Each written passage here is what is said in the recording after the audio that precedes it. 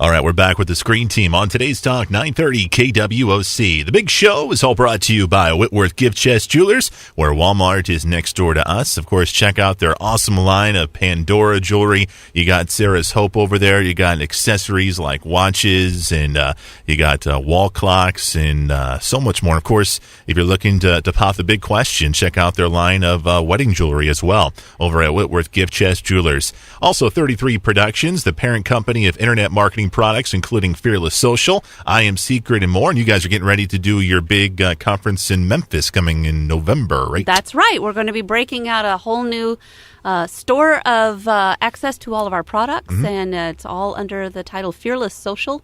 We'll also be teaching people how to use the wonderful world of the internet to market your products, your clients, and give you that one-on-one coaching that a lot of times people will find very beneficial. Beautiful. And for more details, follow Dr. Ben Atkins on Facebook. Also, Poplar Bluff Drywall, interior and exterior finishing. References are available. Give them a call at 714-3127. Poplar Bluff Drywall, we rock. Our next film we're going to review is Lone Survivor. It's a 2013 American war film written and directed by Peter Berg. The film stars Mark Wahlberg, Ben Foster, Eric Bana, and Taylor Kintish. The film was based on the 2007, but why are you laughing at me, man? Why don't you read these names? Why don't you read these names? He's like a teacher on the first day of school trying to pronounce her names. The Willamette River or the Willamette River? I don't really. Anyway, it's one of those rivers. Anyway, questions? Unbelievable. Awesome. That's why I'm not a teacher, all right? So basically, this is a movie based on a book, based on a real-life experience of these... Are they Navy SEALs? They're SEALs. Okay, on these Navy SEALs who are called to do a job in Afghanistan, and problems arise, and that's where we kind of get started with the movie. Yeah. So, Michael, what'd you think of Lone Survivor? I thought it's a very good movie. I've heard comments before that it is on the same level as Saving Private Ryan. I've heard that too, and I was like, no way. Yeah. I completely disagree with that. Looking at it, different aspects of filmmaking. No, not even close. Yeah. But the impact on the audience has been the same. And that's I don't know. I mean, I haven't read too much about what the audience is feeling. I've just heard. I guess I took it as how the movie was made, and I've heard a lot of people in this area say comments like that Lone Survivor is the greatest thing they've ever seen. Blah blah blah blah blah. And I liked it. I liked it a lot. But when you're talking about Saving Private Ryan and some other.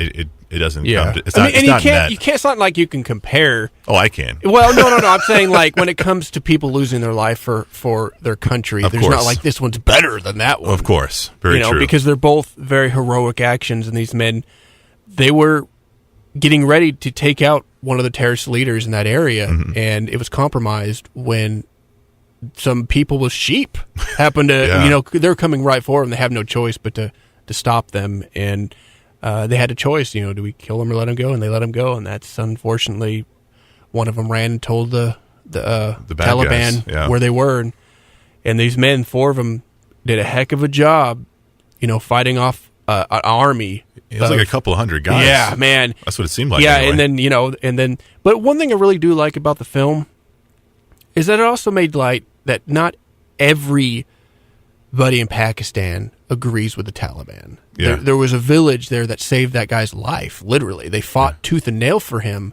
because of a 2,000-year-old creed that they had of honor to protect, which is a very...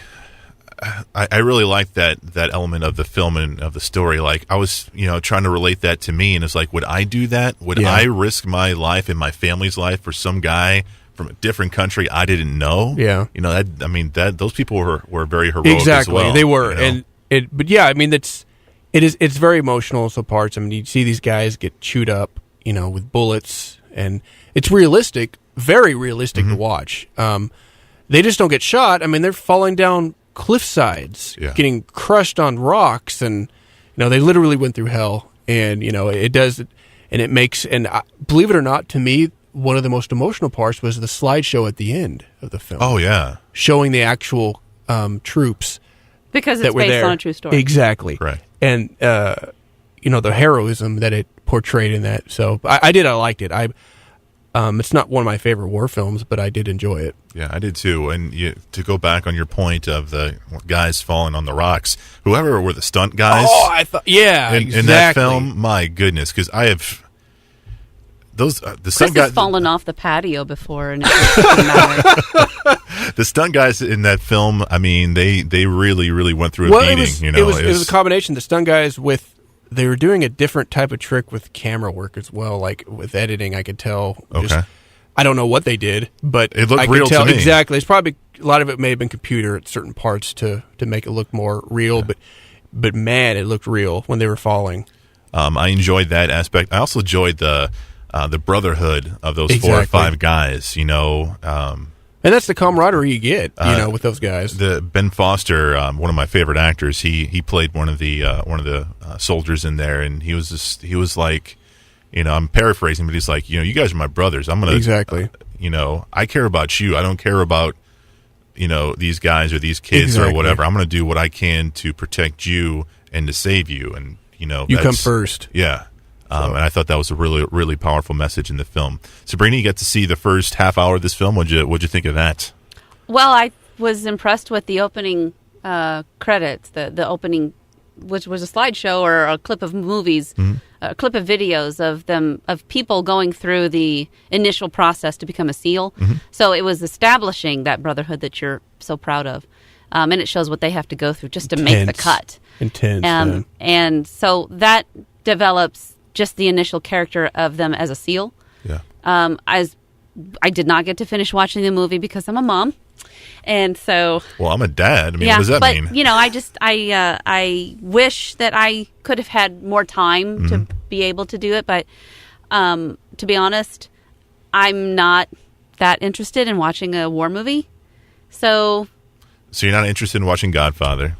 You're not interested in watching Lone Survivor? I'm just, man. I guess I'm kind of boring, but I just was cheap date. It was easy for me to walk away from this movie after the first half hour. Yeah, and maybe I missed out on a lot of good stuff, and apparently it sounds like I did. But I know that it'll be on. Yeah. I can have access to it. I don't feel the pressure to make sure I see it right this second, and I can appreciate what the story is about a great deal. I do respect that 100%. I just am not interested in bringing it into my heart at the very moment. It wasn't like Missing Burlesque. Really. You got to be able to withstand a lot of torture if you're going to watch something that's based on a true story that involves so much. Because that happened, so much. And I heard from what apparently I can't remember. I was watching Fox News or something. They had the guy who had written the book, and it's very accurate. So those guys, you could really count on the fact they really went through that stuff. Yeah, that's awesome. I like the fact that there's a lot of truth to that. All right, coming up after the break, we're going to review one of the hottest movies out right now. Still, it's been out for 3 or 4 weeks, and it's still number 1 in the box office. We'll review Dawn of the Planet of the Apes. That's next on Today's Talk 930 KWOC.